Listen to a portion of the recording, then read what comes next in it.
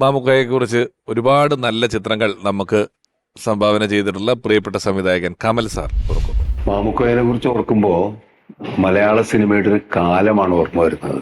ഒരു കാലം എന്ന് ഞാൻ പറഞ്ഞത്, നമുക്കറിയാം നമ്മുടെ ഗ്രാമ ജീവിതവും നമ്മുടെ നഗരമൊക്കെ തന്നെ പ്രതിനിധാനം ചെയ്തിട്ടുള്ള മനുഷ്യരുണ്ട്. ആ പച്ചയായ ചില മനുഷ്യരുടെ പ്രതിരൂപമായിട്ടാണ് ഞാൻ എന്നും മാമുക്കോയനെ കാണുന്നത്.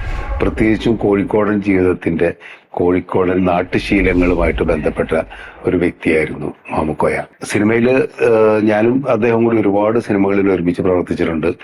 എൻ്റെ പെരുവണ്ണാപുരത്തെ വിശേഷങ്ങൾ എന്ന സിനിമയിലാണ് ആദ്യം മാമുക്കോയ അഭിനയിക്കുന്നത്.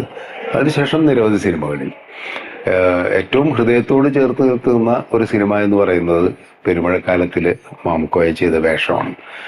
അതുവരെയും ഒക്കെ തന്നെ ഹാസ്യ കഥാപാത്രങ്ങളെയാണ് മാമുക്ക കൂടുതൽ പ്രതിദാനം ചെയ്തിട്ടുള്ളതെങ്കിൽ പെരുമഴക്കാലത്തിൽ വന്നപ്പോൾ ആ സിനിമയുടെ തന്നെ ഏറ്റവും വേദനിപ്പിക്കുന്ന മുഹൂർത്തങ്ങളിലൂടെ കടന്നു പോകുന്ന, ആത്മസംഘർഷങ്ങൾ അനുഭവിക്കുന്ന ഒരു കഥാപാത്രമായിട്ടാണ് മാമുക്ക ആ സിനിമയിൽ വരുന്നത്.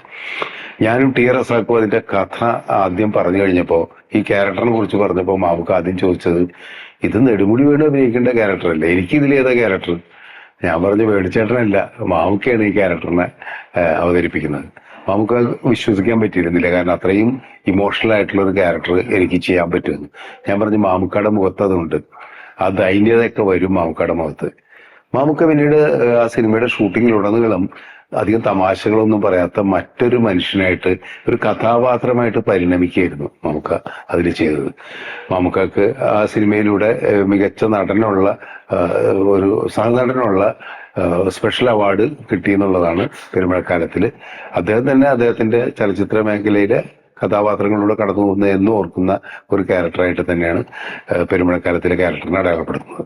നമുക്കറിയാം, ഈ തനത് ജീവിത രീതി, കോഴിക്കോടൻ ഭാഷയൊക്കെ സിനിമയിലൂടെ ഇന്ന് നമുക്ക് എല്ലാ ദേശത്തിന്റെയും സിനിമകൾ, പലപ്പോഴും കഥാപാത്രങ്ങൾ ഈ പുതിയ കാലത്തെ സിനിമകളിൽ കാണാം. പക്ഷെ ഒരു കാലഘട്ടത്തിൽ മാമുക്കോയാണ് അതിന്, അല്ലെങ്കിൽ ഇന്നസെന്റ് തൃശ്ശൂർ ഭാഷ എന്നുള്ള രീതിയിൽ ഇവരാണ് അത് തുടങ്ങി വെച്ചതെന്നാണ് എനിക്ക് തോന്നുന്നത്. അപ്പോൾ എൻ്റെ പ്രിയപ്പെട്ട സുഹൃത്ത്, ഞങ്ങളൊക്കെ ഒരുമിച്ച് സഞ്ചരിച്ച ഒരു കാലം ഞാൻ ആദ്യം പറഞ്ഞ പോലെ ഇന്നും ഓർമ്മയിലുണ്ട്.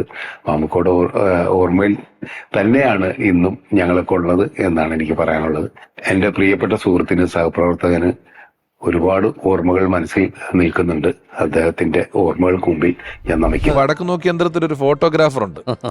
അദ്ദേഹം ശ്രീനേട്ടനോട്, ഈ ശബ്ദം ക്യാമറ കിട്ടൂല സാർ, സ്മൈൽ, ചിരിക്കൂ, അതല്ല ഇത് കിട്ടണമെന്നും പറഞ്ഞിട്ട് ഒരു ചിരി.